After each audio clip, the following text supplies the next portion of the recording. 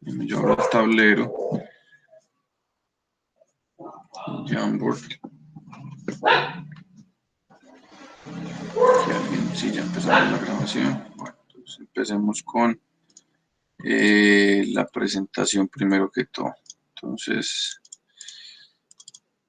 refrigeración, clase virtual, clase 5, campanas.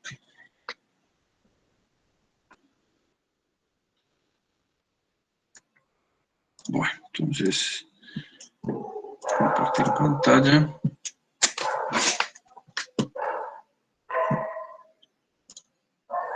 Listo. Listo, ya pueden ver mi pantalla. Bueno, entonces volvamos. Quiero hacer un repaso muy rápido sobre lo que vimos de manera muy general la clase anterior. De cara a la información que vamos a traer de tablas y de los materiales de consulta para parámetros y para diferentes temas. Entre ellos, entonces recordemos, chicos, que todas las campanas como elementos de captación representan o tienen un comportamiento que es locativo, que es localizado, que es de corto alcance.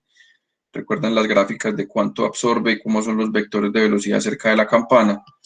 Pero lo importante de estas tablas es que cada campana, dependiendo de sus características, va a tener un caudal de aire diferente y que todos esos caudales de aire dependen de un parámetro que se llama velocidad de captación, ¿cierto? Y eso me determina cuánto caudal va a arrastrar la campana. Entonces, esa velocidad de captación es un fenómeno únicamente de la campana. Yo aquí voy a entrar de una vez al Jamboard. ¿Dónde está? Title.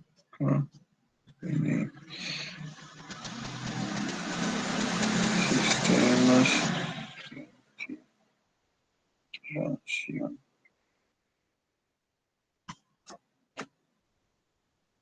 Ajá.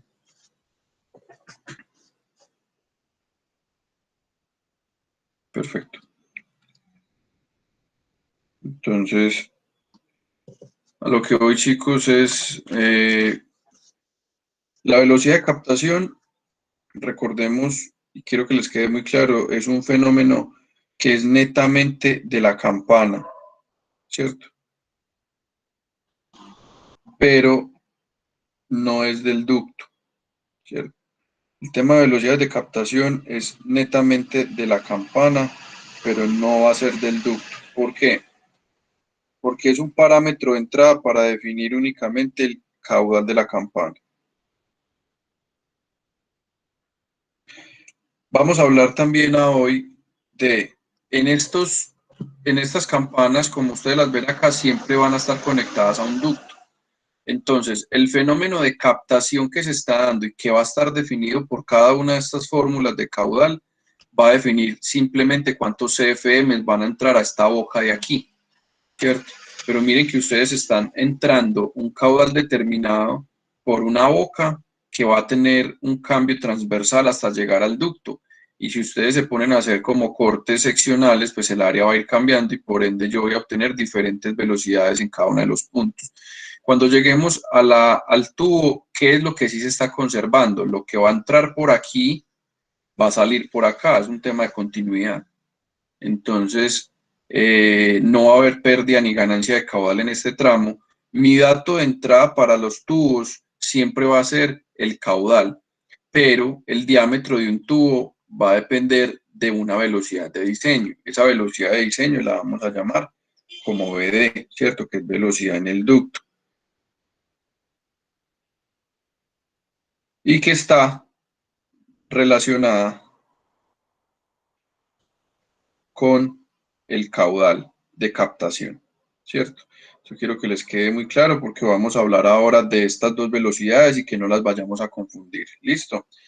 Una cosa es velocidad en la campana o velocidad de captura, que es la primera, y la otra va a ser velocidad de ducto y nos va a permitir diseñar el ducto y su diámetro bajo un valor de entrada de caudal, que ya lo vamos a ver. Entonces, esa es la claridad que les quería hacer ahí. Sabemos que el tema de pestañas me permite reducir el caudal necesario para una aplicación en particular y que yo pues también, digamos que nutro estas fórmulas con parámetros de diseño que se llaman velocidades de captación. Y al igual como les mostré en este tablero, la velocidad de ducto también se vuelve un parámetro de diseño dependiendo del tipo de campana. Y ahora que entremos en los ejercicios, vamos a ver cómo se piensa, cómo se diseñan este tipo de velocidades. ¿Listo? Bueno, de diferentes tipos, ya esta todas las conocía, ¿cierto? Si tenemos cabinas, campanas suspendidas, ranuras, este tipo de fórmulas cambian, pero el propósito va a ser el mismo. Entonces, la velocidad de captura en pies por minuto va a ser esta, ¿cierto? Para que lo agreguen en estas tablas. Si quieren, se guían de estos valores que están acá, 3.75. Todo como está aquí es para incluir. Yo voy a hacer salvedad de eso, que los voy a llevar allí para que no se nos vaya a olvidar. No me dejo. Sí, está hoy.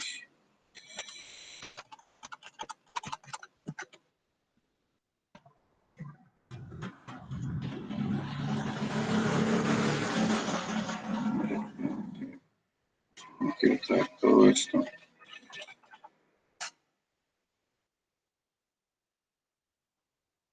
Cualquiera de estas fórmulas las quiero traer para acá, para que ustedes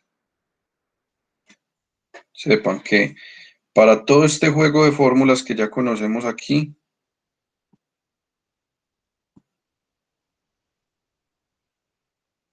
la velocidad de captación se introduce en unidades de pies por minuto, las longitudes en pies, ¿cierto?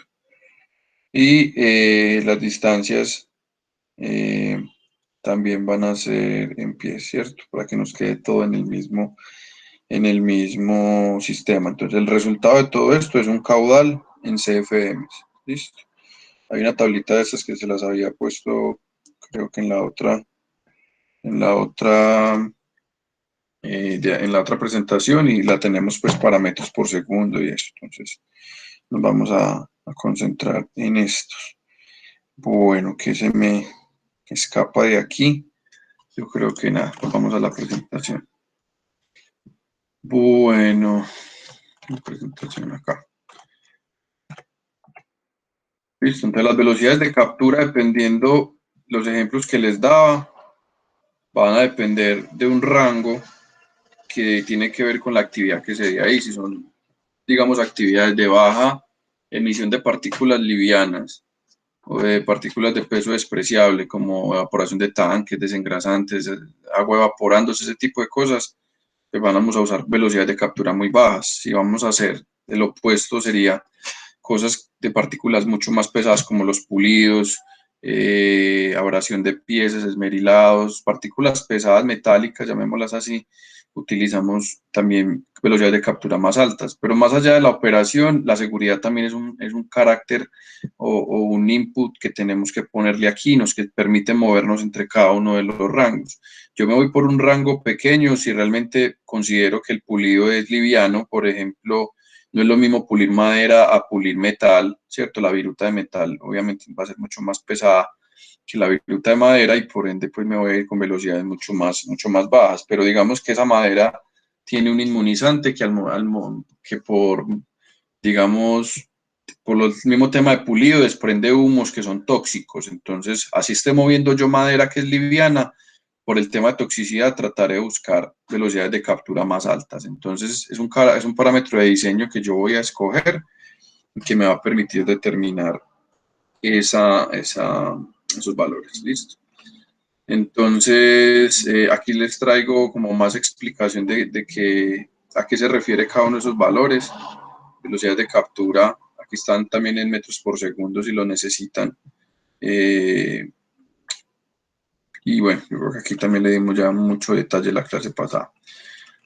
Recuerden que los otros criterios de la toxicidad que me definen esa velocidad de diseño, ¿cierto? En donde tengo rangos tan grandes de tomar, y un caudal, miren que depende, en las fórmulas que vimos ahorita, depende de un valor numérico fijo y una longitud. Cuando yo pongo una velocidad de captura alta, el caudal es alto y eso va, digamos, a llevar a que el modelo seleccionado de ventilador más motor sea muy grande y puede que quede sobredimensionado y consuma mucha energía respecto a tomar un valor pequeño de velocidad de captura. Entonces, digamos que ahí también se tiene que tener todo el balance pues, de costo que hemos hablado desde que comenzamos el curso. Entonces, yo me voy por el extremo inferior cuando no hay corrientes de aire, o sea, cuando son,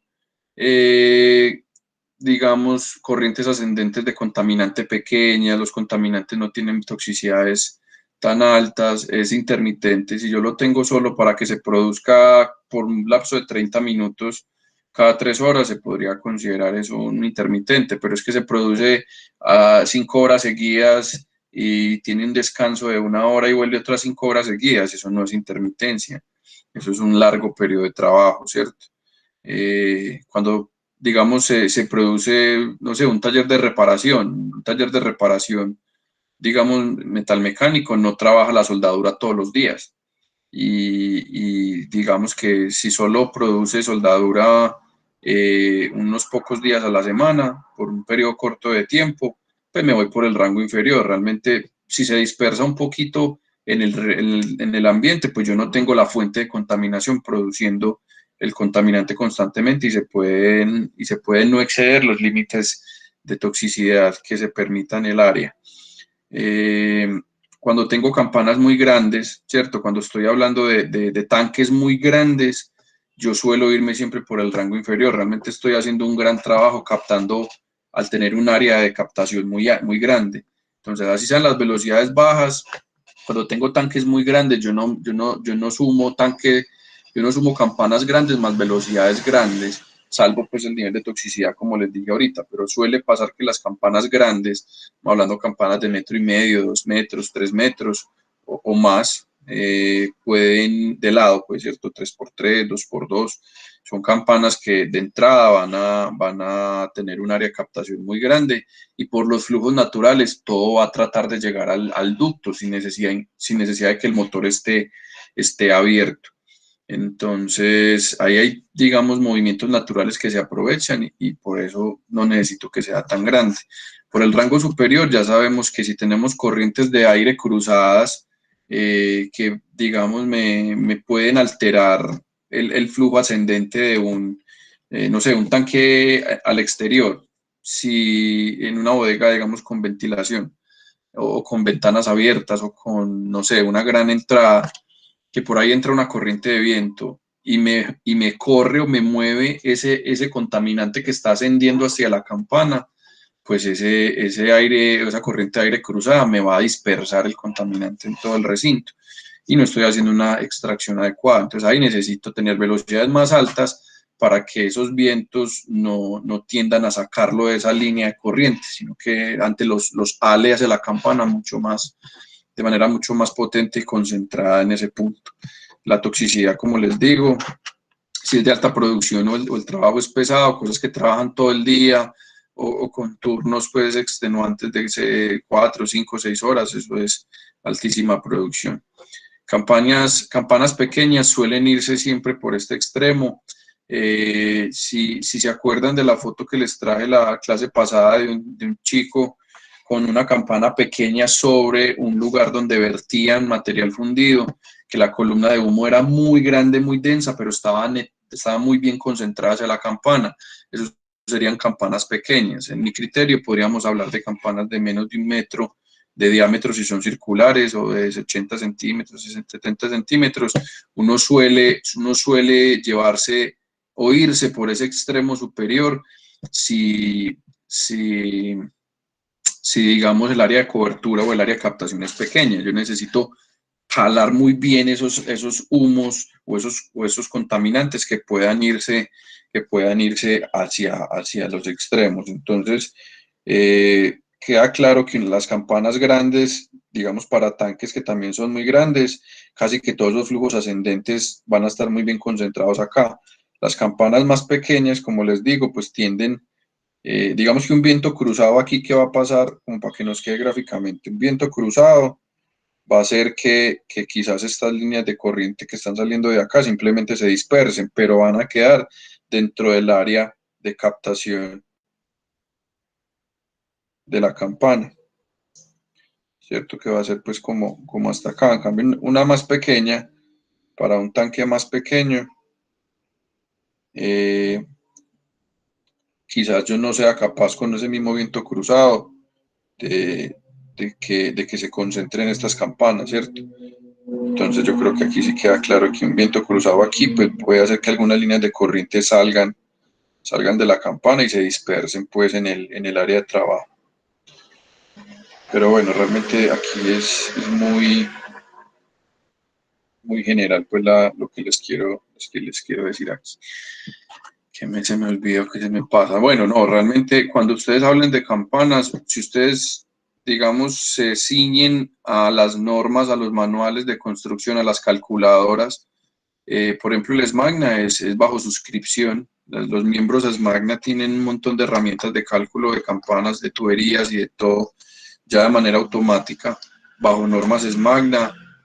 Los AMCA también tienen de alguna manera unos documentos oficiales, eh, y esta, pues Arrae también tiene sus handbook y ARI también tiene sus handbook para temas de ventilación.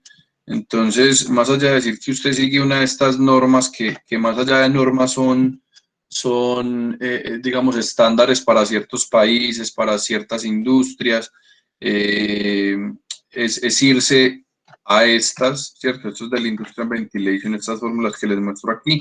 Hay unos diseños especiales, llamémoslos de esa manera, que van a encontrar en cada uno de estos estándares, que de inmediato te dice, esa campana tiene que ser construida de la siguiente manera, tiene que tener estos espaciamientos, tiene que tener estos anchos de ranura, tenemos que garantizar estos factores de construcción, y eso tratar ahorita por lo menos de la Industrial Ventilation, que es como el libro reina de todos estos estándares.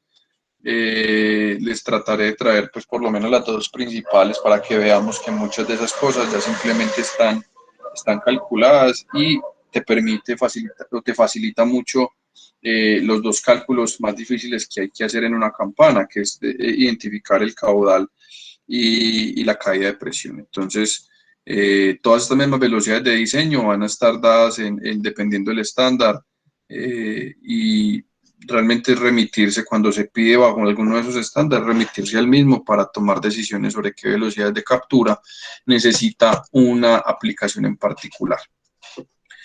No sé si se acuerdan cuando les hablé de esos solventes, cuando estamos hablando en velocidad general, es muy de SRAE. Entonces, cuando uno abre, por ejemplo, SRAE y va a hablar de ventilación de evaporaciones de tanques de decapado químico con ácido X, hay muchos ácidos para decapar, con el ácido X, entonces vea, la campana tiene que ser esta, y esta obligatoriamente son las velocidades de captura para ese químico.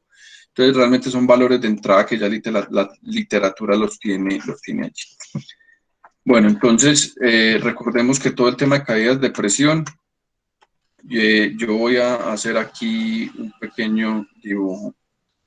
Cuando nosotros tenemos una campana, cualesquiera que sea, ¿cierto? Llamémosla de campana canopy, ¿cierto? Está conectada aquí, tiene su metal doblado, lo que sea, y llegué al ducto. Entonces, haciendo al ducto, ahí, que se me pegó esto.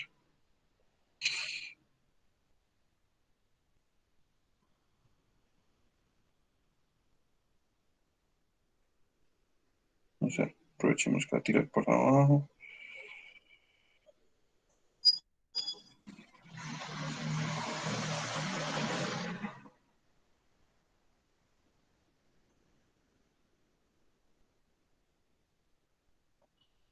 Esto es ver, por ejemplo,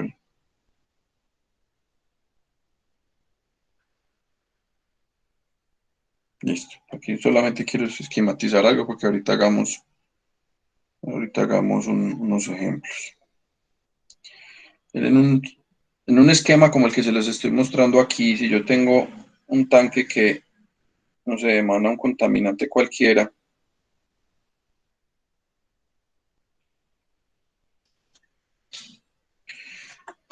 ya sabemos que el caudal está definido por la campana, ¿cierto? Que depende pues de una velocidad de captura y eso. Cuando yo ya tengo ese caudal aquí determinado en la entrada de la campana, ese mismo caudal es el que va a viajar por aquí, ¿cierto? Va a viajar por aquí, y va a entrar por aquí, y va a pasar un filtro, y va a pasar el ventilador, y va a llegar a una chimenea. Entonces, solo por temas de continuidad, el Q es el mismo para todo el sistema. En eso que quedemos muy claros. Hay varios diseños o hay varios criterios para diseñar la tubería, que ahorita cuando hagamos ejemplos lo vamos a ver, pero lo que quiero traer a colación es que en temas de presión, chicos, cualquier tipo de captación, sea campana, un tubo expuesto, cualquiera que sea este elemento de captación, tiene una caída de presión, llamémosla aquí SP, SP de campana. Vamos a tener, por ejemplo, un tramo recto, voy a ir pintando aquí los codos de otro color. Como tenemos un tramo recto, tenemos por aquí un codo, aquí tenemos otro codo, aquí vamos a tener otro codo, vamos a tener otro tramo recto, vamos a tener un elemento y un ventilador y un tramo recto, listo. Entonces, ¿qué les quiero traer a colación? Nosotros aquí vamos a tener, en temas de caída de presión, diferentes elementos que no es igual para cada una de las cosas. Entonces, voy a tener un SP de captación, ¿cierto? Voy a obtener un SP de tubería, ¿a qué es igual? Pues es a la sumatoria de lo que este tramo, voy a ponerlo ya en colores de otro color, verde. Este tramito desde aquí hasta acá, que es 1, desde aquí hasta acá, que es 2, desde aquí hasta acá, que es 3, desde aquí hasta acá, que es 4, y desde aquí hasta acá, que es 5. Y lo mismo, si aquí por acá, digamos, hay N cantidad de tubería recta, esto de 1 hasta N, pues de los tramos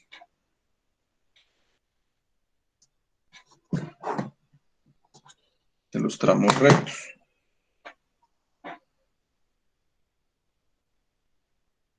Tramo recto, ¿cierto?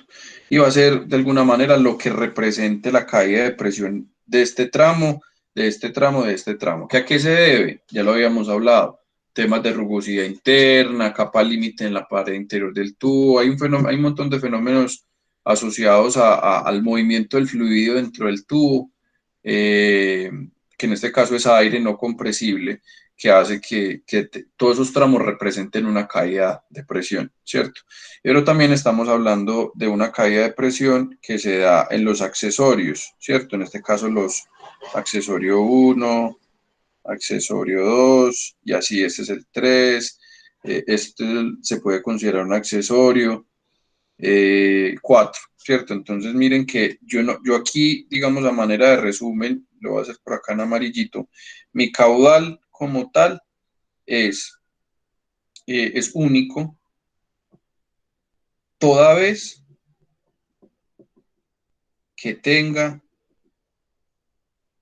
una sola captación.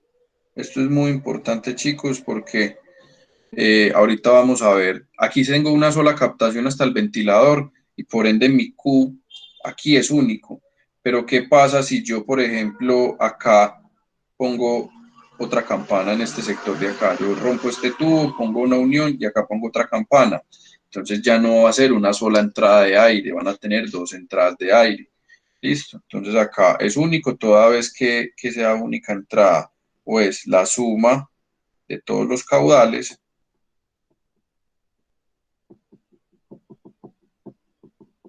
de captación. Listo, yo creo que ahí estamos bastante alineados. Y en el tema de la caída de presión, también va a ser la suma de todas las caídas de presión. ¿De qué estamos hablando? Captación.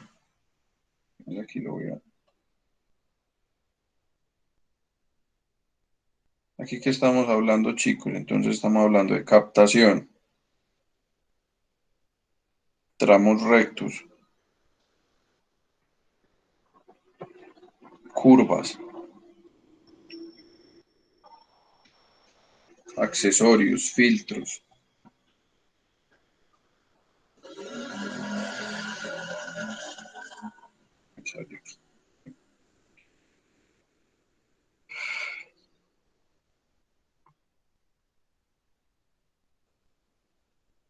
Ahí sí, accesorios y filtros. Fíjate que no me voy a ponerlo en el extremo de abajo porque está en todo el borde del botón de salir, por eso se me sale. Bueno, entonces, borrar aquí. Entonces miren chicos que cuando yo hablo del ventilador, que es a lo que siempre nos hemos referido, esta unidad de aquí, este aparato, va a llevar o a alar o a extraer o a ventilar un Q total y un SP total. Sí, y tenemos que ser muy cuidadosos en hacer un cálculo correcto de la captación, de todos los tramos rectos, de todos los accesorios que yo ponga, de todo lo que yo ponga también a la descarga. Si yo pongo aquí chimeneas, tuberías, filtros, lavadores de gases, lo que sea que yo ponga después del ventilador, también le suma a la caída de presión, ¿cierto? Si yo pongo un segundo ventilador, venga que si usted tiene otra condición de caudal también, ¿cierto? Si tiene, me refiero si tiene otra entrada, ¿cierto? Recordemos que el caudal siempre está definido por todas las captaciones que nosotros tengamos, ¿listo? O por el requerimiento que tengamos. Supongamos que este sistema, chicos, no es de, eliminemos el tanque de este ejercicio mental, listo, eliminemos este tanque y pensemos en que este ventilador lo que hace es ingresar aire a un recinto, solo como para que terminemos la lógica. Si esto es ya en operación reversible, donde estoy ventilando hacia acá, también tengo una captación que tiene sus características propias y tengo una descarga. Mi caudal aquí ya no está definido por un tanque y una actividad industrial de contaminante que me define una velocidad de captación y un caudal. Mi requerimiento de ventilación ya puede ser un número de renovaciones de aire por hora. Si yo tengo que entrar aire a través de este sistema a un recinto para garantizar el número de renovaciones por hora, esa es su entrada de caudal. Entonces, este valor de caudal, chicos, como ya vimos también en ventilación general y en ventiladores, yo tengo otras formas de calcular el caudal, no necesariamente tiene que ser la extracción de un contaminante, sino también el número de renovaciones por hora que me dice cuánto caudal tengo que meter a un recinto. Listo, entonces quería como conservar esa parte. Entonces, volviendo otra vez, retomemos este ejemplo. Eh, Cualquier cosa que usted les ponga al sistema antes o después del ventilador va a tener implicaciones en el caudal y la caída de presión, ¿cierto? Si es una sola toma, una sola captación, pues yo ya definí el caudal y el caudal va a ser el mismo en todo el sistema. Pero el SP, la caída de presión total, sí es la suma de todas esas cositas. Entonces, aquí vamos a hablar de un par de cosas adicionales de esas caídas de presión, como para complementar muy bien eso. Entonces, toda abertura, ¿cierto? Una abertura plana o una abertura circular como esta, en donde yo estoy captando a través de un sistema de estos, me representa, tiene un coeficiente de caída y un HE, que es como mucha literatura le pone, que tiene un valor que depende de la presión de velocidad. Listo, que ahorita hablamos bien de qué es esto para que no se nos vaya a malinterpretar versus la velocidad de captación o velocidad en el ducto. Yo quiero hacerlo mejor en un ejercicio para que entendamos qué es este PB o BDP, como otros textos lo llaman, pero ahorita hablamos de eso. Recuerden que las pestañas en las aberturas también me sirven para también tumbar mucha de esa caída de presión. Tiene más efecto en la caída de presión una abertura sin pestaña versus una abertura con pestaña. Y yo creo que esto hablamos la clase pasada, tiene que ver con un fenómeno que se llama vena contracta.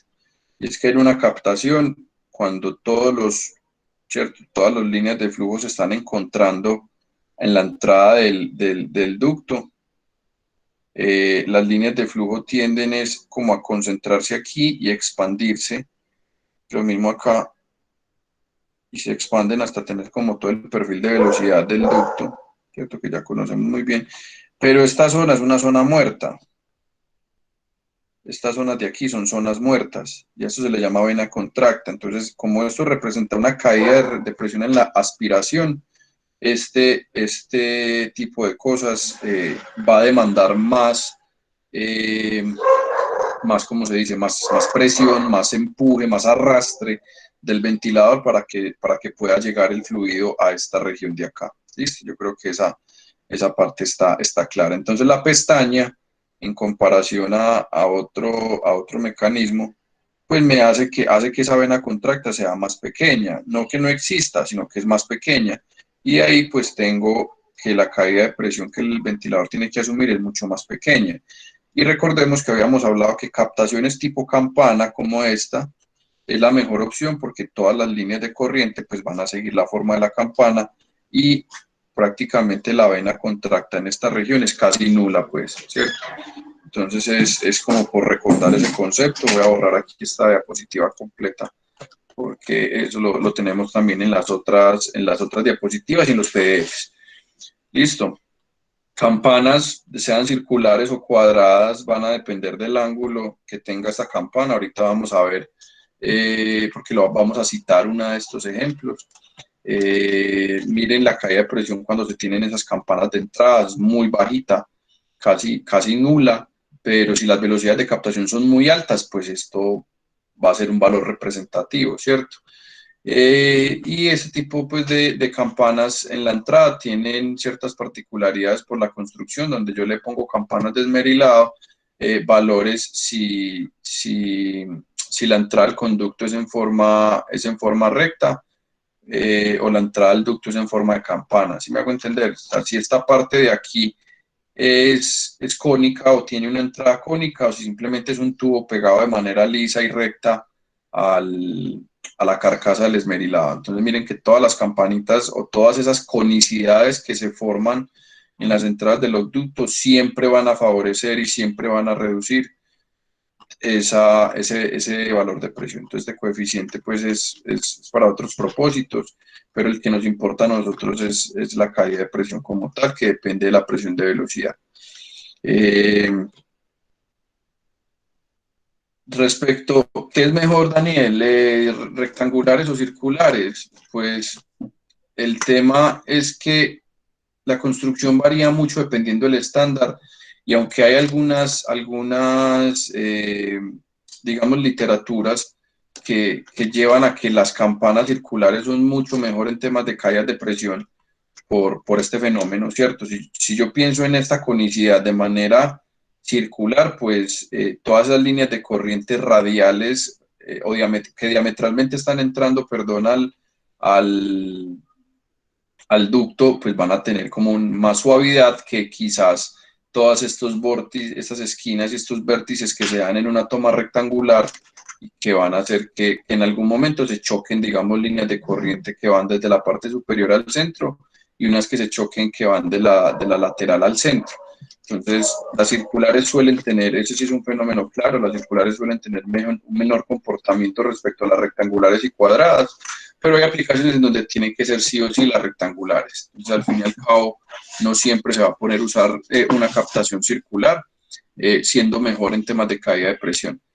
Pero solo para que tengan una idea, la gran caída de presión de un sistema de ventilación como el que les esquematice aquí, no está ni siquiera en la captura, está casi siempre en los accesorios, en los filtros, en los factores de entrada, en si el flujo se desarrolló o no en la captación, en temas de aquí en la entrada del ventilador, ¿cierto? Ahí es donde está la gran proporción de la caída de presión de la campana. Entonces puede volverse importante o no dependiendo de esas velocidades de captación, pero va a depender mucho de lo que yo tenga aguas arriba de la campana. ¿Listo? Entonces quiero como que quedemos claros ahí. Esto es del PDF que les había mostrado muy rápidamente en la clase pasada. Miren que todas las captaciones pues, van a tener valores ya computados para diferentes propósitos. Aquí no me voy a centrar mucho porque lo vamos a usar más para, para los ejercicios, que ya veamos cómo se calcula un cajón de una campana ranurada y demás. Todo lo que sean cambios de secciones, como también les dije, representan caídas de presión. Entonces tengan en cuenta que cualquier cambio geométrico, cualquier tramo de tubería, obstáculo con el que el aire se encuentre, son caídas de presión que tenemos que tener en cuenta. Entonces, esas campanas ese factor de caída de presión depende de ese ángulo de ataque que tengan esas líneas de flujo contra el metal que lo va a restringir y que después lo va a conducir a un ducto. Entonces, bueno, son conceptos generales que quiero que queden muy claros y que es lo que vamos a hacer hoy. Entonces, aquí les voy a traer una parte, una introducción, digamos, un paquete un poquito resumido del tema de filtración de aire, porque esto es un tema muy sencillo desde el diseño, porque usted simplemente lo involucra en el diseño de los ductos. Si usted tiene el requisito de poner acá un filtro, usted lo selecciona y a usted lo único que le importa de ese filtro, al igual que como cuando hacíamos en ventiladores, a usted lo único que le debe interesar de ese filtro es, dígame cuánto es la caída de presión del filtro. ¿Qué hace? Usted se lo suma al sistema. Usted no tiene restricciones diferentes al caudal ni nada. Eso le representa una caída de presión y punto. Y eso es lo que nos va a importar aquí. Entonces quiero, antes de que empecemos a computar ejercicios y de calcular accesorios, codos, rejillas, etcétera, que hablemos de este punto porque es bueno que tengan criterios básicos de selección. Pero en la mayoría de los casos, como les digo, los especialistas de como se dice, salud y seguridad en el trabajo, son los que definen finalmente cuál filtro debe ser, dependiendo del estándar vigente. Entonces, yo creo que también eso se los comenté en las primeras clases, si alguno no lo había pues como escuchado, en Colombia apenas está migrando a unos estándares europeos y americanos de temas de seguridad y salud en el trabajo, en temas de material particulado. Realmente eso no es ley, no es decreto, no es norma técnica colombiana todavía. No tiene, digamos, como esa importancia, pero las empresas importantes que respetan y que están dentro de protocolos de Kioto y que están, digamos, certificadas en algunos temas de OSHA y demás, prácticamente se añadieron de manera voluntaria a esos estándares. Entonces, esos especialistas de salud y seguridad en el trabajo te dicen que para cierta aplicación, no solamente digamos, una cabina de pintura. La persona que pinta debe tener unos filtros para su protección personal y directa, porque está expuesto de manera directa a ese polvo, o a esa pintura líquida o a ese solvente. Entonces, para esa persona hay una protección, digamos, respiratoria directa, pero esos mismos partículas se tiene que evitar que se dispersen por el ambiente. Y ahí ellos definen que o sea, características similares del filtro respiratorio de la persona tienen que ir en el filtro que captura todas esas partículas para que no se disperse por el resto de la compañía o el resto del espacio. Y ellos son los que nos dicen, obligatoriamente tiene que ser un filtro EPA de este micraje, punto. Listo, yo lo compro, yo lo implemento. Proveedor de filtros, dígame, filtros EPA de tanto por tanto para un material corrosivo, para un solvente, así, le tengo estos y estos, escoja el que quiera, y esta es la caída de presión que usted tiene que tener en cuenta cuando vaya a escoger el ventilador, punto. Entonces miren que desde la selección es muy sencillo, desde la aplicación al sistema, pero que desde la selección quiero que ustedes tengan como algunos conceptos básicos de qué son estos equipos de limpieza de aire. ¿Listo? Entonces, lo primero y lo obvio es que remueven contaminantes de una corriente de aire y se dividen en dos grupos dependiendo cómo actúen y si son de manera pues directa, activa o pasiva. Entonces, los primeros son estos filtros que ven a la izquierda, que se llaman filtros de aire, ¿cierto? Son simplemente membranas porosas con canales o con, digamos, laberintos internos que pueden ser fibras de algodón, pueden ser honeycombs, que son estos paneles de abeja, pueden ser, bueno, son materiales de diferentes características en donde es un obstáculo directo al flujo de aire y todo lo que, digamos, todo el flujo de aire tiene que pasar por ahí, ¿cierto? Entonces yo recolecto aquí todo ese polvo, esas partículas, y en el tiempo, pues esto se me va a ir saturando. Entonces requieren de muchos cuidados en temas de concentración del contaminante. Esto no es el tipo de filtros que usted va a usar, por ejemplo, en una carpintería, ¿cierto? En una carpintería que recoge acerrín, esto a los 5 minutos va a estar tapado y el ventilador ya no es capaz de succionar. O sea, este tipo de cosas no son para partículas de gran tamaño, estos son para llamémoslas partículas de carácter PM2.5,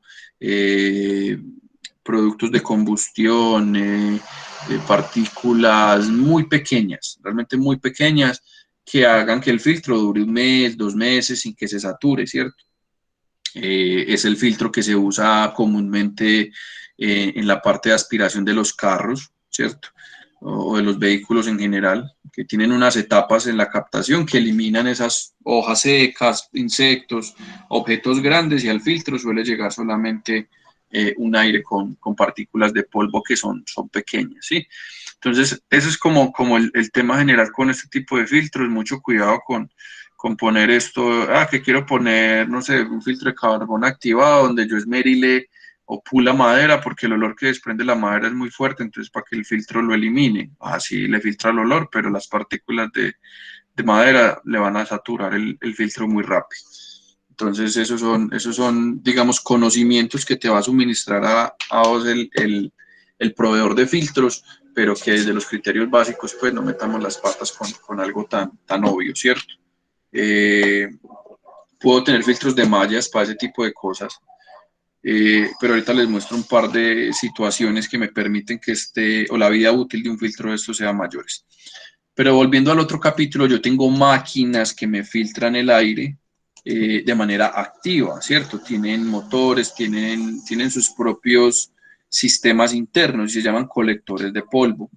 El principio general de esos colectores de polvo es, si hay partículas como el acerrín, como, ¿cierto? Como, eh, no sé, arenas, ese tipo de cosas, yo aprovecho, un principio, llamémoslo así, centrífugo, ¿cierto?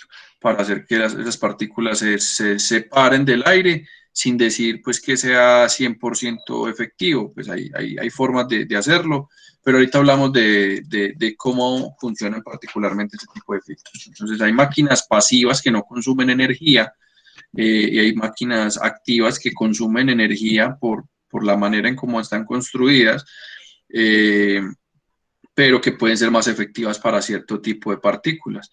Este puede tener cierto mayor costo en temas de que se reemplaza cada mes o hay que reemplazarlo con una periodicidad alta, o en su defecto, pues puede representar un incremento alto en el consumo de potencia del motor por temas de caída de presión que hace que finalmente el motor consuma mucho más energía. Entonces miren que hablar de un diseño óptimo en términos de ventilación es la suma de muchos factores, en donde también una mala selección del filtro te puede llevar a un motor sobredimensionado que no vas a necesitar, digamos, tan potente. Pues, listo. Entonces, esas pequeñas concentraciones de polvo, mucho cuidado con eso, pequeñas concentraciones de polvo, yo las hago pasar por ese tipo de filtros. Eh, Casi siempre son de carácter atmosférico o de procesos de baja emisión de polvos, como por ejemplo limpiar una pieza con aire, ¿cierto? Que de pronto estaba sucia. Ese tipo de polvos se pueden considerar de pequeñas concentraciones, diferente a una operación de pulido. Una operación de pulido, ya ahorita vamos a hablar, yo me voy por ese tipo de opciones cuando son, perdón, materiales de pulido. Entonces, son típicamente usados en ventilación y aire acondicionado porque tienen no solamente propiedades filtrantes, sino también de eliminación de olores o en su defecto de aportar olores. Esto lo hacen mucho en los almacenes de ropa y es que todo el almacén huele rico. ¿cierto? Y es parte del marketing de muchas empresas y de muchas marcas de ropa o almacenes, digamos de un poquito más categoría, y es que muchos de esos almacenes todos huelen igual y hace parte de su marca. Eso está en el sistema de ventilación. Usan perfumes, usan líquidos, esencias en los filtros y en membranas que ponen en los sistemas de ventilación, y muchos de esos almacenes huelen igualito, y no es por el contenido del material que venden allí, sino por cosas que ponen en los sistemas de ventilación. Solo por, pues, como un ejemplo. Entonces, hay de muchas categorías, hay de muchos materiales, características, y como les digo, aquí hay mucha tela de dónde cortar, pero lo que nos importa a nosotros es, dígame, qué tipo de partícula es capaz de capturar. ¿Listo? Entonces, hablando de concentraciones, las concentraciones de contaminantes suelen medirse en una unidad que quizás para muchos de aquí sea extraña, y es que se habla de granos de contaminante por cada 1000 pies cúbicos de aire, o dependiendo cómo esté el sistema, granos por metro cúbico de aire.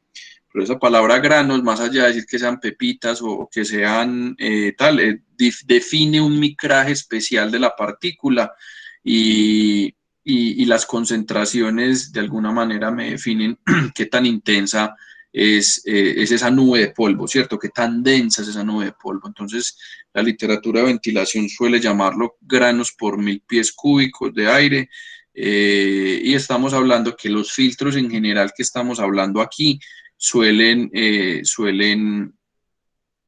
usar o ser menores a 0,01 granos cada 1000 pies cúbicos de aire. Ahorita miramos en un gráfico bien dónde estamos parados con esto, como para que tengan idea de qué tipo de partículas es.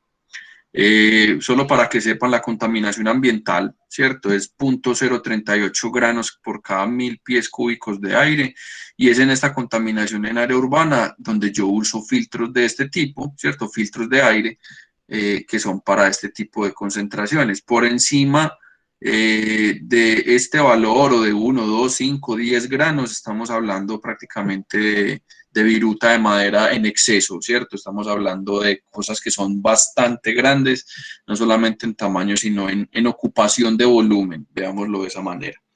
Entonces, sí, solo para que tengan una idea, miren el valor de la contaminación ambiental que yo filtro con qué en un carro, con este tipo de filtros, de telas o de parte de membranas y demás.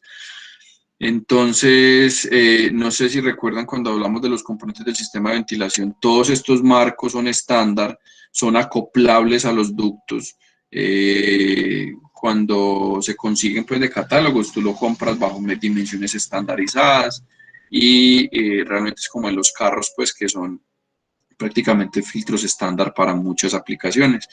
Y de ahí que un filtro de aire de un carro le pueda servir a otros 20 o 30 carros, pues de diferentes marcas incluso. Suelen usar, como les digo, referencias comerciales en algunos de los casos. Pero hablando de ventilación, también pasa lo mismo. Yo yo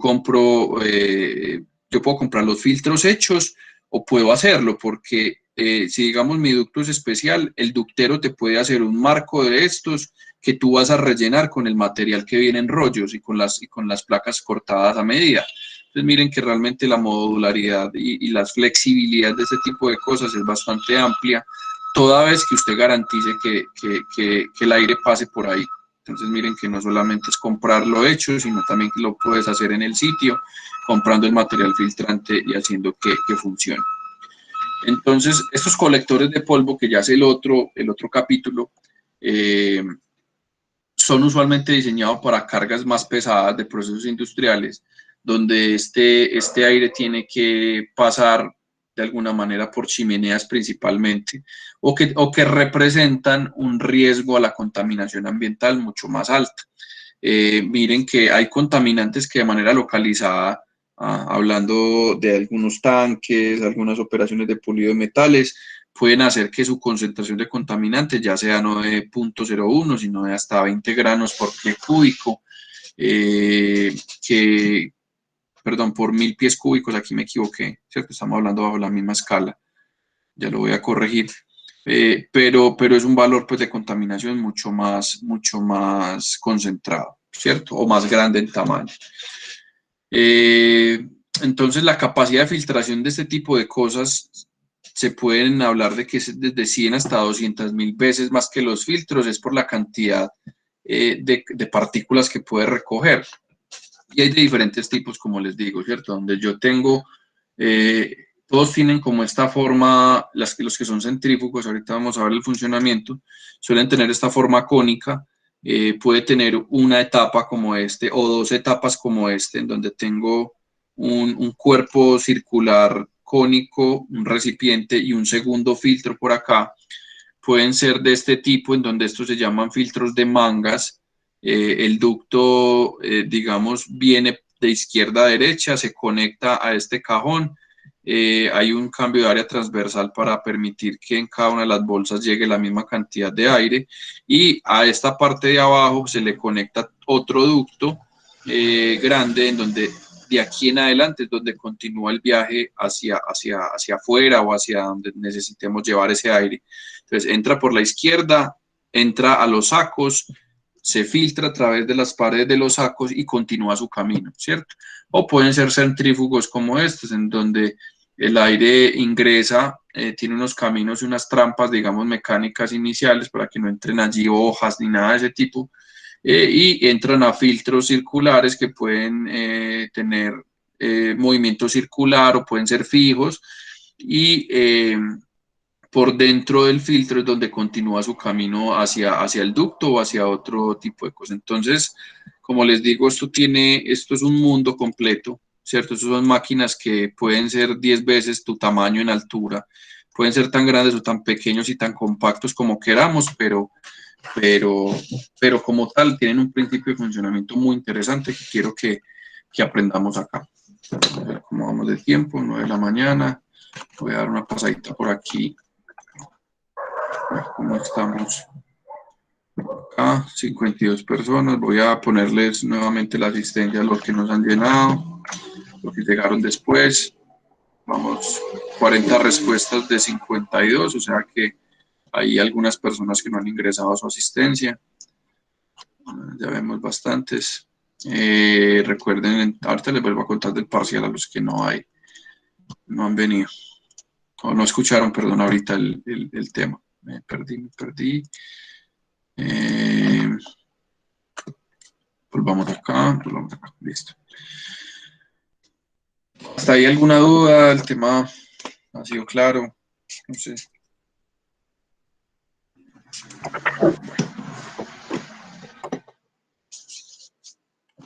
Escuché algo. No. Listo, entonces, ¿qué criterios tienen que tener en cuenta para seleccionar este tipo de equipos de limpieza, ya sean filtros o demás? Uno es el rango de efectividad, ¿cierto? Hay filtros que si yo voy a filtrar, digamos, contaminación ambiental, hay filtros que van a permitir que las partículas 2.5 pm la otra, no me acuerdo la otra escala, pasen o no pasen por el filtro. Entonces el rango de efectividad tiene que ver principalmente con ese tamaño de la celda por donde el aire pasa y que impida o no el paso de ese filtro, perdón, de esa partícula. Entonces, yo creo que de ahí estamos muy, muy claros. El rango de efectividad tiene que ver simplemente con la capacidad de capturar la partícula. El material de construcción, chicos, es importante. Recuerden que un ventilador puede hacer circular aire ambiental sin ningún tipo de problema, como puede ser que también haga circular aire con un grado de humedad alto. Ese grado de humedad pues va a hacer que quizás se condense en el filtro o que quizás no por su construcción.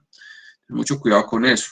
Un filtro mojado, un filtro que capture y condense agua, es un filtro que puede dar pie a un crecimiento fungicida, bacteriano, no sé, hongos, de un montón de cosas indeseables que si es, por ejemplo, para un equipo de ventilación positiva, para llevar aire fresco a unas oficinas, al cabo de 6 meses puedes estar enfermando a las personas con algunos problemas respiratorios importantes. Entonces miren que por lo menos eso es un criterio a tener en cuenta. Venga, que es que yo voy a traer y tengo que filtrar un aire de un proceso industrial que tiene partículas de carácter ácido. Entonces, dependiendo del filtro, tiene que tener resistencia ácida o no. O que Una pregunta. tengo, señor. Con respecto al tema pues, actual, COVID-19, ¿hay alguna regulación nueva acerca pues, precisamente de eso, de la circulación de aire en espacios cerrados? Pues que yo sepa, no, sino que al ser pues una contingencia, realmente lo que han hecho, o lo poco que sé que han hecho las industrias, es aumentar de alguna manera los caudales, ¿cierto? Aumentar al máximo temas de ventilación, de renovaciones por hora, ya como habíamos hablado la clase pasada, ya mi criterio ahí no es solamente garantizar una concentración de monóxido de carbono adecuada, ni mucho menos ¿cierto? Zonas de fumadores, todo lo que habíamos hablado como criterios de selección. Lo que creo o lo que he escuchado que hacen es que le están subiendo el criterio desde la cantidad de caudal. Entonces, muchas empresas se han visto sometidas a cambiar los tipos de ventiladores solo para garantizar una tasa de renovación mayor. Pero en tema de COVID, digamos que el mundo es bastante complejo porque digamos, por más sistemas de ventilación que vos tengas, el contagio frente a frente de menos de 2 metros, en probabilidad de contagio es mucho mayor al viento que esté cruzando por ahí. Miren que las recomendaciones al conducir un carro, venga, hágalo ya con ventanas abajo para que el aire exterior entre y remueve más el aire y disminuya la probabilidad. Entonces, como tal, una normativa no se ha emitido, pero los protocolos de bioseguridad que hoy las empresas están adoptando van más a ese evitar el contacto. Entonces, los restaurantes tienen apantallamientos, ya no hay contacto directo con las personas. Desde la ventilación no hay un criterio o un estándar diferente al, al, al que el área de seguridad solo en el trabajo quiere implementar. Yo quiero subirle, conocí hace poco que hicieron unos ajustes en unas velocidades de unos ventiladores y pidieron asesoría, simplemente para hacer unos cálculos de caudal diferentes. No tuvieron que cambiar el ventilador, solo hicieron unas modificaciones en las RPMs con unos instrumentos eléctricos y lo lograron, pero fue un propósito propio en donde yo quiero renovar más aire porque estoy en una contingencia sanitaria, pero no hay un estándar, Daniel. Bueno, Señor. una pregunta con el mismo tema. Por ejemplo, en mi empresa, la decisión fue la contraria, apagar todos los aires acondicionados de los recintos cerrados. ¿Qué tan conveniente es eso? O está bien o está mal? ¿O qué No, pasó no, ahí? de hecho está bien, porque ¿qué es lo que pasa? Es muy probable que el diseño de aire que tienen allá sea recirculante. Toma aire, llamémoslo caliente del recinto, lo hace pasar a través de un sistema de enfriamiento y lo devuelve lo descarga en el mismo recinto. Entonces es muy probable que esa decisión se haya tomado en casos en los que el aire sea recirculante. En el ejemplo que yo les di ahorita, no era recirculante. Tomaban aire del exterior que tenía ya sus filtros de olores, sus filtros de partículas de contaminación ambiental y demás, y siempre es entrar aire fresco. Ahí es una muy buena opción renovar. Entonces entraban mucho más aire y tenían ventanas y puertas abiertas. Entonces mire que estabas forzando a que se renovara el aire. En ese caso, lógicamente, es mucho más positivo. Entonces, en el caso tuyo, Carlos, yo creería que la decisión se toma porque es aire recirculante. Entonces, todo lo que las personas respiran están volviendo a llegar al recinto. Sí, profe, son oficinas y laboratorios completamente cerrados, no hay Correcto. salidas. Vale, vale. Entonces, eso no pasa, por ejemplo, en los hoteles y en ese tipo de, en muchas aplicaciones que tienen ventanas más sistemas de ventilación, casi siempre es traer aire fresco y renovar, siempre es sacar aire, inyectando aire bueno, llamémoslo así. Lo que pusieron acá, Steven, en el metro ponen un mensaje que dice que en 4 minutos se renueva el aire para que la gente se sienta segura. Bueno, esa sí no me la sabía, pero muchas gracias ahí, Steven. Pero sí, Carlos, yo creo que ese es el caso.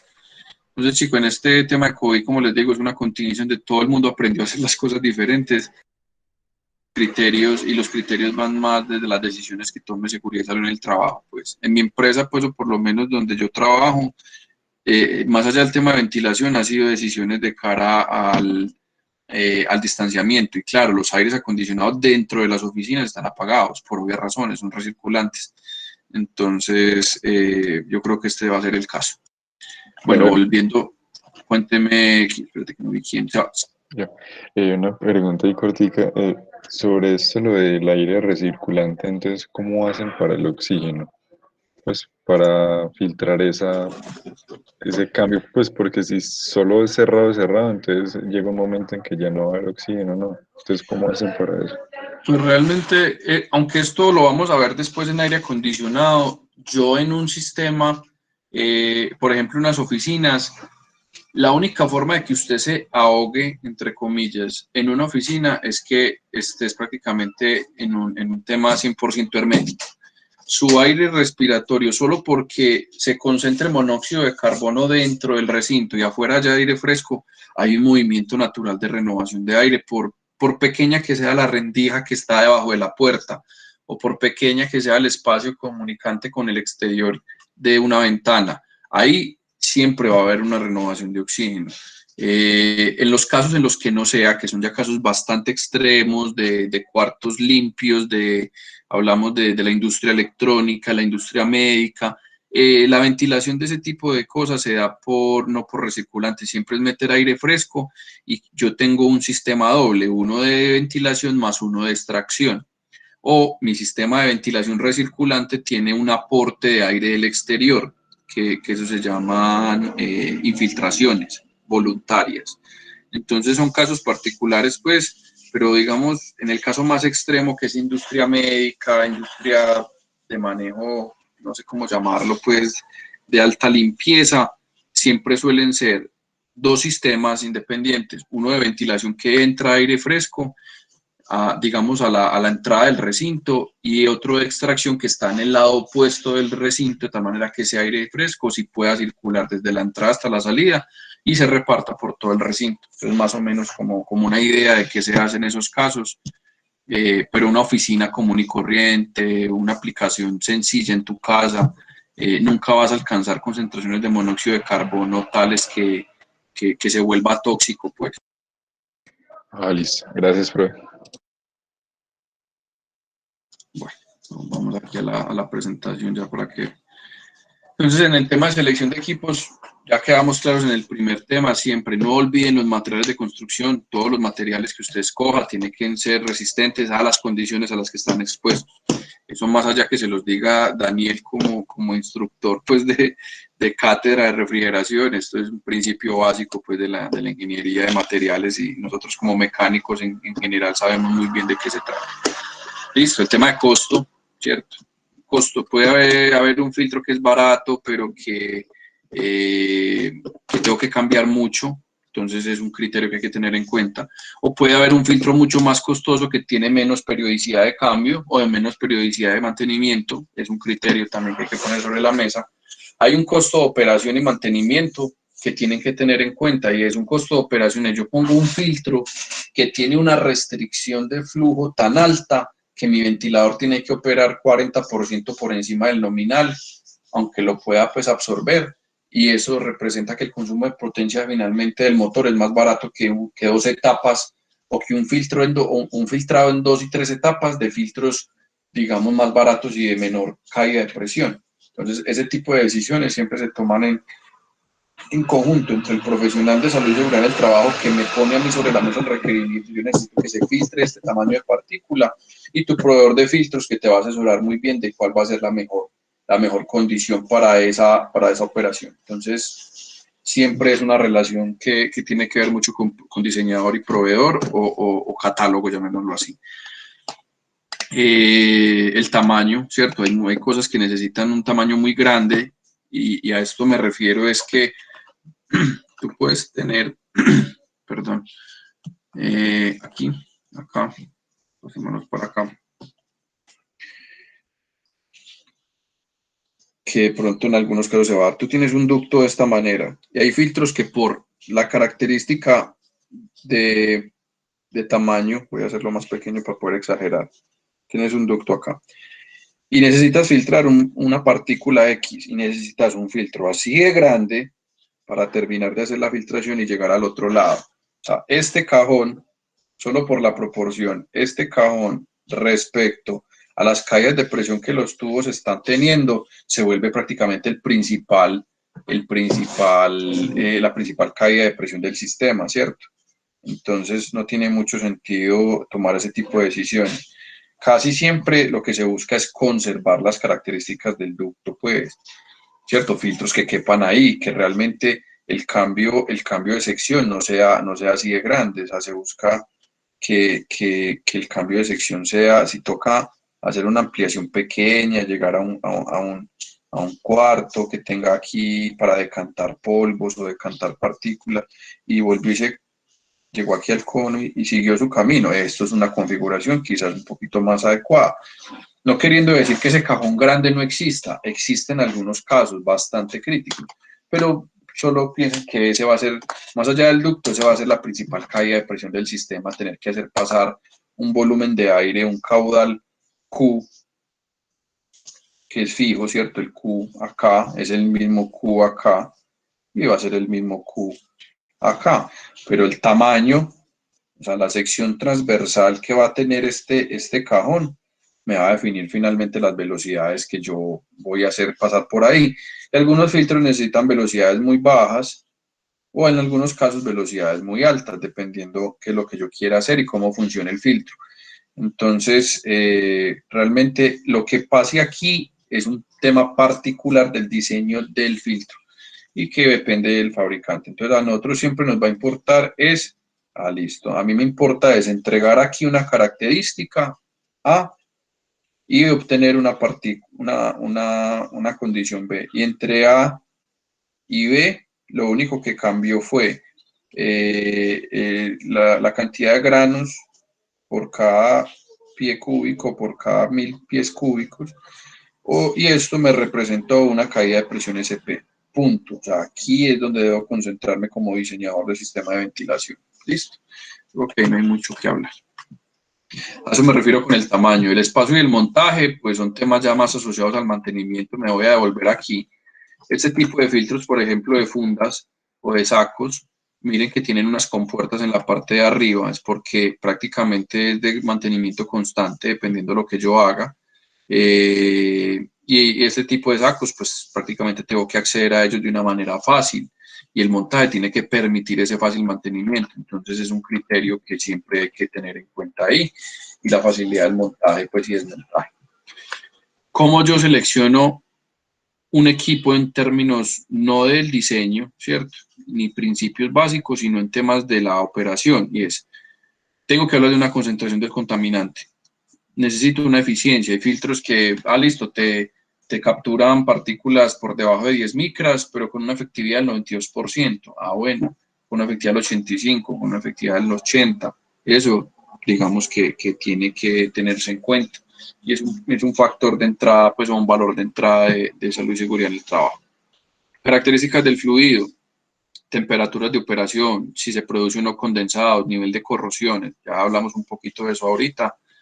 Si las partículas son abrasivas, higroscópicas, digamos que en el mejor de los casos, y esto es importante que lo sepan, hay decisiones de filtros que son malas en el hecho de que, no, es un aire seco, es aire ambiental, las humedades son relativamente bajas, y está capturando un polvo, un talco, por ejemplo, un polvo de calcio o un triturado de roca que genera unos polvos X o Y. Esos polvos pueden ser higroscópicos, o sea que por más aire que empieza a seguir fluyendo por ahí, él captura agua. Y no es el filtro el que está capturando agua ni está condensando agua, es el material particulado que se está acumulando en el filtro. Pues mucho cuidado con eso. Las partículas higroscópicas requieren de unos controles diferentes para que no se vuelva un problema futuro. Ahorita les muestro algunas estrategias. Y si se adhiere o no a la superficie. Partículas que sí o sí se pegan y eso no lo despega nadie. y eso va a hacer que el recambio de filtros quizás sea más alto, en su defecto se tire en la caída de presión y muy rápidamente se deje de funcionar el sistema. Consideraciones de energía o aire comprimido, hay unos que necesitan energía para mecánicamente limpiar el filtro o hacer chorros de aire comprimido, entonces van a necesitar conexiones eléctricas cercanas o líneas de aire comprimido cercanas, ya ahorita les hablaré de eso. Y si se necesitan o no descargas o depósitos para polvo, para condensados, para descargas continuas o intermitentes, si necesito válvulas rotativas, si necesito o no dampers, eso es importante tenerlo en cuenta. Porque algunas operaciones, y esto lo quiero mencionar aquí, hay dampers que se instalan antes, en algunos casos, antes y después del ducto, únicamente en la operación de mantenimiento automático del filtro. Ahorita les muestro que hay filtros que automáticamente se limpian, pero yo no puedo permitir que esas partículas viajen al ducto. Entonces, con dampers cierro la entrada y salida, hago mantenimiento al ducto, que se decante, que caiga toda partícula indeseable y después abro los dampers y reactivo poco a poco el filtro. Y a eso son esas válvulas rotativas que son como mariposas o dampers y son orientadas o se usan normalmente para temas de mantenimiento del filtro. Entonces, hablemos de esos tipos de equipos de limpieza. Uno de ellos son estos precipitadores electrostáticos. Lo que ustedes ven por aquí son cuerpos muy grandes, pero que son de baja velocidad, lo que me permite estos conos que usted ve aquí. Mire que aquí el aire entra, sí, el aire entra por acá, sale por aquí. Estos diámetros son los diámetros del ducto. Estos muñequitos parecen pues como de estos muñequitos de Nintendo, que uno, o sea, son cuerpos así con dos patas, pues son grandes. Space Invaders, ya me acordé. Invasores del espacio que uno jugaba cuando estaba chiquito. Se parece a eso, pero lo que buscan estos cambios de sección aquí tan grandes es recoger partículas y además de eso disminuir la velocidad transversal. Recuerden que el caudal es el mismo. Si yo amplío el área, estoy reduciendo la velocidad y tan pronto reduzca nuevamente el área, la velocidad nuevamente se incrementa. Entonces, esto es simplemente una carcasa en donde estos conos que están aquí abajo pueden o no tener puertas de servicio para limpieza de lo que se recoja aquí, pero es muy poco probable por el diseño que tienen este tipo de precipitadores electrostáticos que esas partículas que se recogen sean capaces de ser levantadas y llevadas al ducto. O sea, son bastante efectivos. ¿Y de qué se trata? Entonces, el flujo entra, hay unas placas de distribución, unas rejillas que hacen que ese flujo se reparta de manera efectiva hacia estos alambres. Eso es simplemente unos filamentos que se llaman alambres ionizados o alambres ionizadores. Tienen unas placas, ¿cierto? De tal manera de que se obligue a que el aire pase por un grupo de cables. Estos son muchos cablecitos hacia diferentes niveles de placas. Pénsenlo como, no sé, son diferentes canales, llamémoslo así. Y por cada canal de esos hay un grupo de cables. Hay rectificadores de alto voltaje que hacen que estos cables tengan esa polaridad positiva o negativa, dependiendo cuál es la partícula que yo voy a capturar. Por ejemplo, en cabinas de pintura electrostática, esto es una etapa muy interesante para capturar ese polvo. Y yo positivamente cargo los cables porque las partículas electrostáticas de la pintura son naturalmente cargadas negativamente electrostática, entonces se pegan muy bien al cable. Entonces pasa el aire y todas esas partículas quedan adheridas al filamento, ¿cierto? Y se van acumulando y el aire sale limpio o relativamente limpio al otro lado. ¿Cómo se le hace mantenimiento a un tipo de filtro de estos? Simplemente apagan la fuente de alto voltaje. Cuando apagan la fuente de alto voltaje, las partículas naturalmente caen y se acumulan en estos recipientes de aquí abajo. En algunos casos, aparte del rectificador que lo apagan, puede que tenga un vibrador mecánico que sacude los cables y ayuda a que se limpie. Y todo ese ese decantado, ese precipitado cae aquí en estos recintos que puedo sacar con tornillos o puedo sacar con compuertas o puedo sacar con múltiples mecanismos. Entonces esto es muy general, solo desde el principio de funcionamiento interno y es la manera como están construidos. Finalmente, también hay unas placas que vuelven y concentran el flujo, evitando venas contractas, evitando caídas de presión altas, y se lo conectan nuevamente al ducto para que continúe su camino. Entonces, este es el que se llama precipitador electrostático y ese es el principio de funcionamiento. Hay otro tipo de precipitadores electrostáticos que en vez de tener cables, tienen placas, y las placas pues tienen también esas cargas conectadas a unos rectificadores de corriente. Aquí también, aparte de aprovechar ese flujo que se puede dar naturalmente ascendente o descendente, porque la partícula es más liviana o más pesada que el aire, además de eso, pues la capturo en este tipo de placas, que pueden ser de muchas etapas. Puedo tener hasta 15 placas de precipitación y funciona igual. Yo cargo positivamente las placas, la partícula que viene en el flujo de aire, digamos, puede cargarse o no con un electrodo.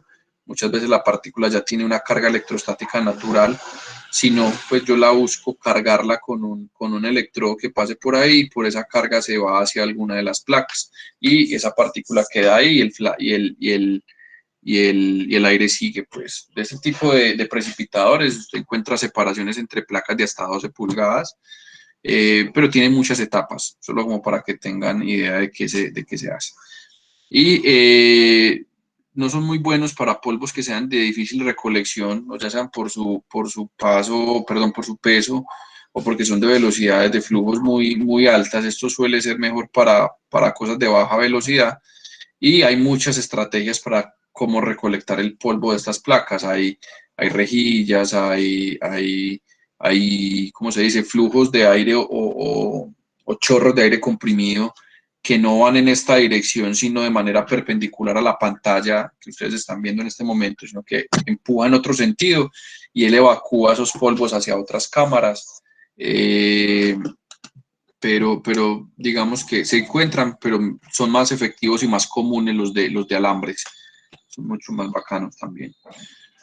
Hay de este tipo de placas, ¿cierto? En donde el aire entra y hay una serie de electrodos de descarga que cargan las partículas de polvo. Recuerden, las que ya son cargadas electrostáticamente de manera natural no necesitan este tipo de electrodos. Algunos colectores de polvo sí. Y esa partícula de polvo se carga con alguna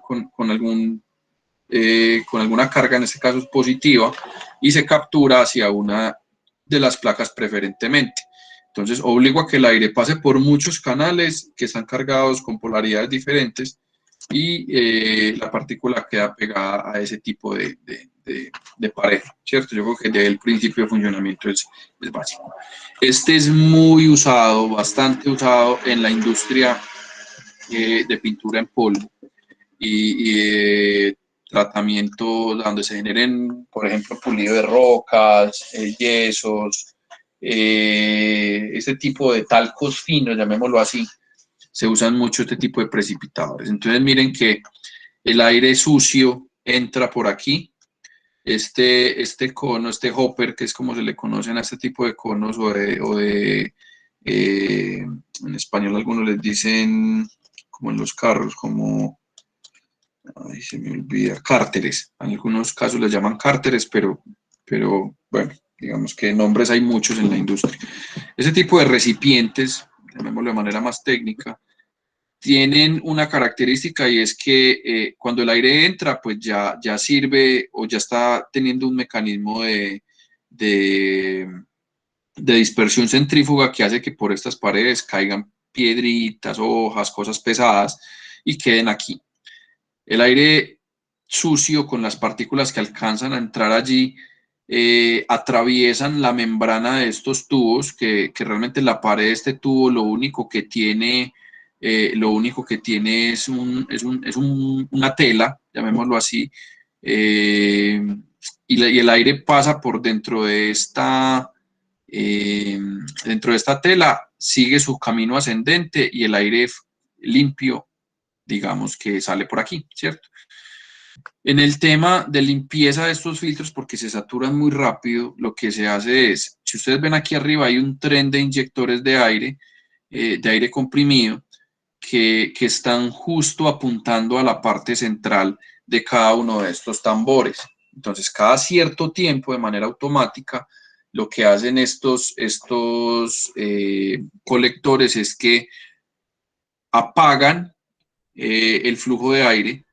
En la mayoría de los casos lo apagan, pueden haber dampers o no, y un chorro de aire, un pulso de aire muy corto, eso suena muy duro, eso es como una explosión, ¡pa! Le echa aire al interior del filtro y hace que esas partículas que están adheridas al interior, perdón, al exterior de la tela se desprendan, caigan y queden recolectadas en el hopper. Y ya las camisas, que es como se llama, van a quedar limpias para otro ciclo de limpieza. En muchos casos, como les digo, también no tiene que apagarse el ventilador ni ponerse dampers al momento de la limpieza. Él automáticamente manda un chorro de aire que hace que muchas de esas partículas grandes, pesadas, acumuladas, esos grumos que se alcanzan a formar aquí, caigan y se suelen recolectar aquí. Si quedaron dispersas en el aire, vuelven y quedan otra vez en el saco, pero renueva la capacidad de recolectar polvo. O sea, la eficiencia del filtro se mantiene en el tiempo porque puedes garantizar que se limpie sin que se sature y que la caída de presión se vuelva tan alta que el ventilador no sea capaz de succionar. Entonces, es otra forma, es muy usada. Y esas válvulas solenoides pues, que muestra acá es un control netamente para la limpieza, que dice que cada minuto de una descarga o cada 3 minutos de una descarga. Ya es del tema particular de la aplicación, pero es el tipo de filtros que se encuentran y son muy fáciles de percibir en la industria porque son cada cierto tiempo una explosioncita, un chorro de aire a alta velocidad, pa, pa, pa, y eso lo vas a percibir en muchas industrias. Profe, Señor. una pregunta con respecto, ¿esas telas son cerradas completamente y están sobre una estructura o están ahí libres? Sí. Suelen ponerse, o sea, no son sacos sin estructura. Por dentro siempre hay como un esqueleto metálico, casi siempre.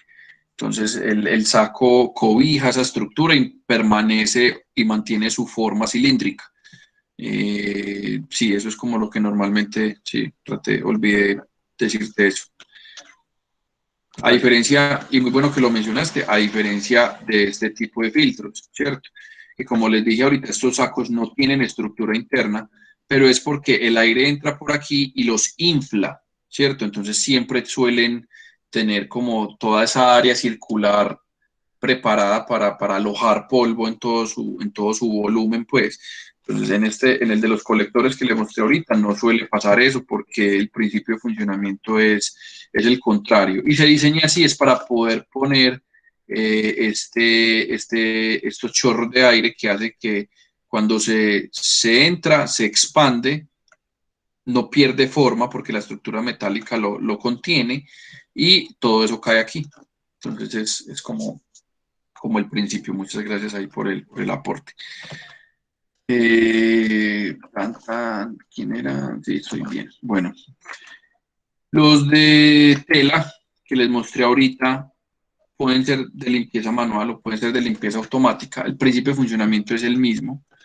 Yo tengo aire sucio, tengo este cono que siempre lo voy a usar para precipitar partículas pesadas, para que se deslice y caigan otro tipo de partículas que no es capaz de llevarse el aire y que no es capaz de quedar aquí. Y eso lo capturo por aquí, puede ser en un recipiente metálico, con compuerta, bueno, hay muchas formas. Entonces el aire entra sucio, pasa a través de esas membranas. Y por ejemplo, este diseño tiene un motor con un vibrador metálico o un shaker, que es como los llaman, que hace que se mueva horizontalmente los sacos y cada cierto tiempo lo que hace es sacudir todo eso para que caiga en la parte de abajo. Realmente el principio de limpieza es el mismo, hago pasar aire con partículas que se capturan allí, sale aire limpio y después lo tumbo. Y este otro tipo de filtro también entra aire sucio, ¿cierto? Este de tambores como los que vimos ahorita, el aire pasa limpio por allí y ya no es por chorros de aire, sino por un motor que con una masa excéntrica que hace que vibren los tambores todos en conjunto y caiga todo el polvo en este recipiente cónico. Entonces, todos los limpiadores de aire casi siempre suelen tener ese fondo cónico y me ayudan a percibir eso. Ya los centrífugos, ¿cierto? No necesitan energía, no necesitan inyección de aire. Los centrífugos es con el mismo flujo de aire que yo limpio mucho de esas cosas. Y también es usado un ciclón, que es como se le llama a este tipo de máquinas. Un ciclón bien diseñado puede tener eficiencias muy altas. Solo por poner un ejemplo, en donde yo trabajo, que es ACEP, los gabinetes de las neveras, o sea, el cuerpo de la nevera externo va pintado de color gris, que es el color característico de estas neveras. Donde se pintan es con pintura electrostática y esa nube de polvo pasa y se captura y lo hacemos pasar por un ciclón de este tipo. El que tenemos instalado allá tiene una eficiencia del 95%, o sea, por cada kilo de pintura que yo pongo en la cabina y que se dispersa por todo el área, que se le pegó al gabinete lo que se tiene que ir pegado al gabinete, y el resto queda en una nube que se va, entra el ciclón y separo el 95% o 96% de esa pintura. O sea, por cada kilo, 950 gramos quedan en disposición nuevamente para la pistola. O sea, las puede utilizar nuevamente la pistola de pintura, ¿cierto?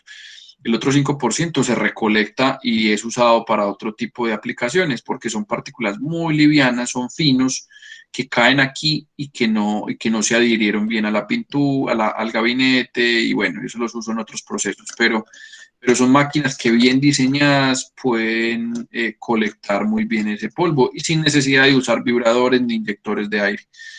El principio es, como les digo, utilizar el principio mecánico de ser centrífugo, y ese aire entra al colector. Vean, les muestro uno físico aquí para que lo veamos. Qué pena, me devuelvo. Este es un ciclón. El aire entra de manera perimetral, no diametral, perimetral, e inmediatamente entra a rozar la pared del ciclón. Entonces, obligar a que, ¿dónde está? Aquí. Obligar a que ese aire roce la pared del ciclón hace que todas las partículas disminuyan su velocidad y se vean obligadas a caer. Este cono recolecta y le disminuye aún más la velocidad a la partícula que está en contacto con la pared y se recolecta de manera automática aquí. Por el centro, ya sea hacia arriba o hacia abajo, es donde está la salida. Entonces hay una manera, casi siempre es hacia arriba. Todas las partículas quedan adheridas a la pared, que puede o no estar cargada electrostáticamente. Hay unos ciclones cargados electrostáticamente en la pared, y el aire limpio, pues, por esa misma acción suele quedar en la mitad y de manera ascendente con un vórtice o un remolino que se forma aquí, hace que las partículas no entren acá, ¿cierto? Y ayuda a separar muy bien esos tamaños de partículas. En los de ventiladores, como les digo, pueden estar muy cerca del ventilador. Esto es, solo por poner un ejemplo, esto es de una aspiradora, ¿cierto? Es muy común en las aspiradoras, y es que el aire con partículas entra al interior, el aire limpio sale hacia un filtro de malla, no lo llamemos limpio, llamémoslo menos cargado, porque las partículas pesadas van a caer en un recinto, ¿cierto? En un chute. Por acción centrífuga del mismo rotor, haciendo que los álabes hagan que ese polvo en la mayor cantidad posible caiga a un chute, y también pueden o no haber renovaciones de aire para hacer que ese aire limpio se tenga acá. Pero el principio de las aspiradoras, digamos, domésticas es este. y es que la succión potente de la aspiradora está en el centro de un ventilador centrífugo, y siempre en la carcasa del centrífugo hay unos chutes donde esas partículas pesadas, por ejemplo, cuando se arrastra una moneda o cuando el aspiradora se trae algo que quepa en la aspiradora, pues siempre salen por un chute, y el resto de polvos que tú recolectaste del piso salen por aquí hacia un filtro de malla, hacia un saco, hacia, bueno, muchas otras opciones que hay. Miren este, por ejemplo, que también es un ciclón. Ya no tiene una toma en la parte superior, sino que la tiene por aquí más pequeña, y puede ser muy grande o muy pequeña según como quiera. Es más eficiente este tipo de ciclones cuando la entrada sea rectangular y angosta, porque estás obligando a que un perfil mucho más angosto de aire esté en contacto con la pared del ciclón. Entonces suelen ser más efectivos en temas de frenar partículas grandes este tipo de ciclones. Y el principio de funcionamiento es el mismo, pues hacer un remolino en donde por la mitad hay aire limpio y lo que está en los alrededores es aire sucio.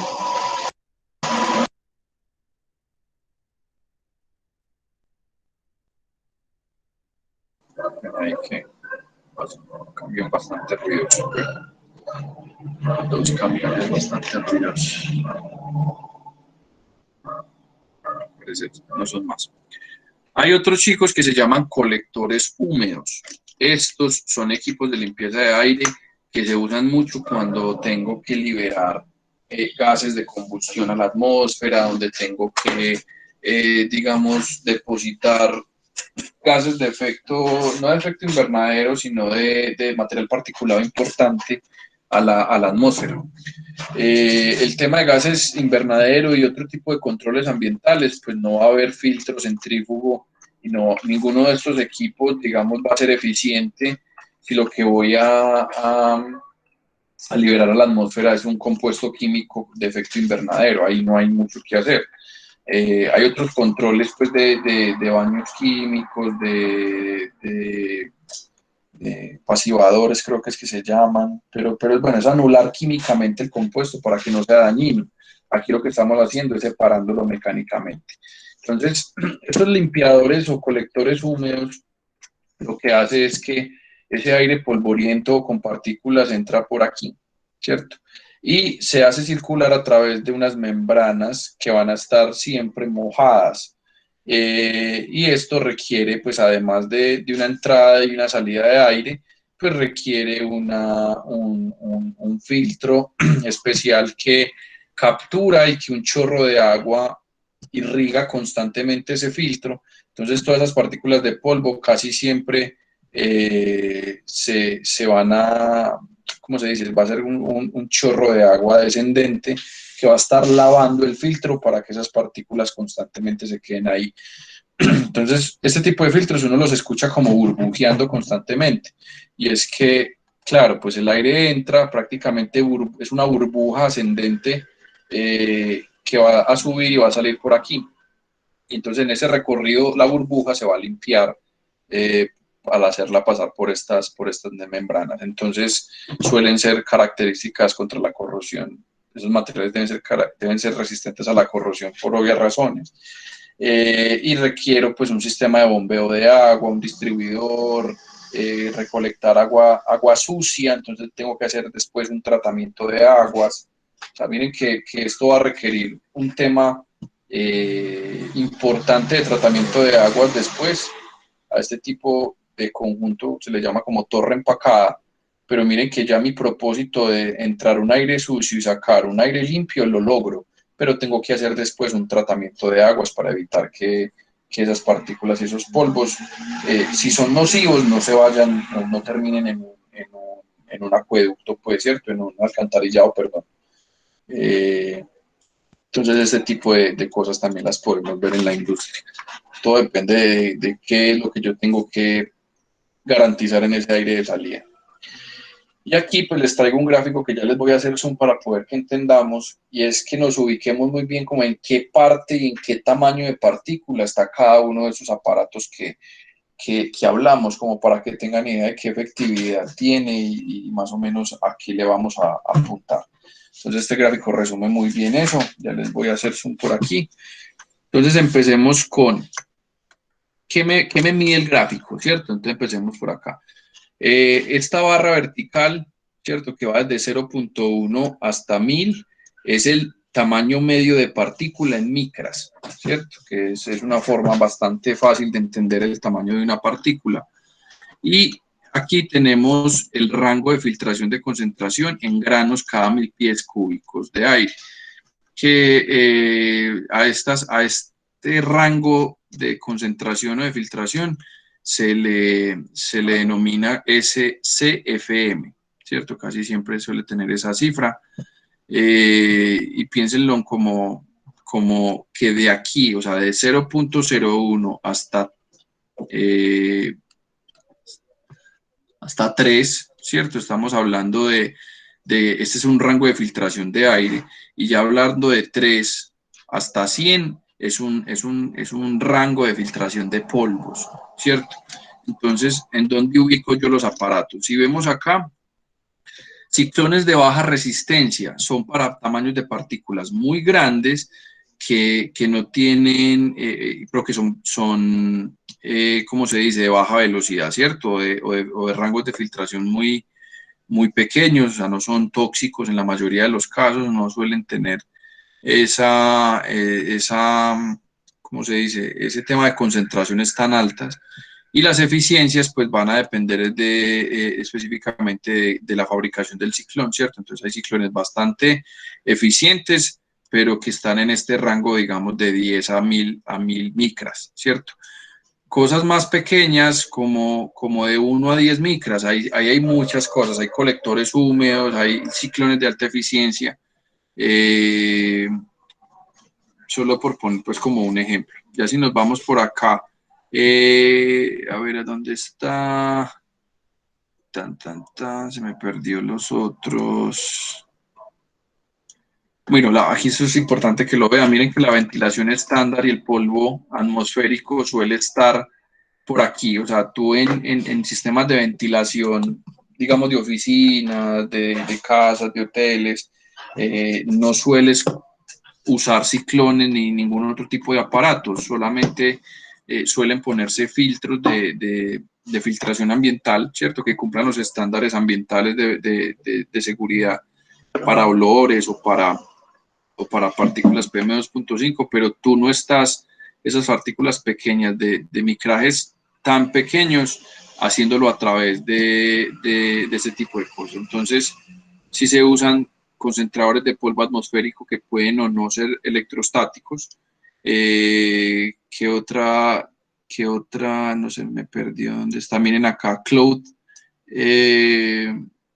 Arresters. Estos son los de mangas, ¿cierto? Los que hablábamos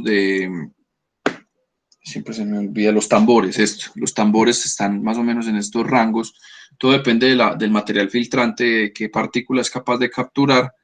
Pero entendamos que realmente lo que yo hablo aquí es partículas grandes van a necesitar ciclones y aparatos de separación importantes que no van a ser posible capturar con filtros pequeños y con otro tipo de mecanismos, llamémoslos así, electrostáticos, ¿cierto? Las partículas pesadas es muy difíciles de capturar electrostáticamente, entonces las capturo mecánicamente, perdón, las de acá. Y las electrostáticamente son las pequeñas que puedo recopilar fácilmente con un diferencial de potencia o de voltaje, pues. Listo, ¿qué más rescato yo de aquí? Bueno, pues este es del Industrial Ventilation, que tiene, o me sirve mucho, es para clasificarme sobre qué tipo de aparato seleccionar. Pero recuerden que esto es prácticamente know-how del profesional en filtros, pues de la empresa fabricante de filtros, y más que el diseño de ventilación en sí. Y para un propósito en particular, pues realmente en temas de filtración puedes hacer hasta doctorados, y si así lo lleva, si así llegáramos pues como a hacer eso. Entonces, bueno, es muy introductorio, como les digo, solo para que sepamos que es una partícula pesada grande, que es una partícula pequeña, y ya, yo creo que de ahí queda súper claro. Eso es como la parte introductoria que quería traerles de ventilación y de filtración. Vamos entonces, démonos unos 10 minuticos, chicos, hacemos un receso y empezamos a hacer algunos ejercicios de ventilación en sí, porque necesitamos empezar a ponerle números a todo esto que hemos visto de caudal y presión.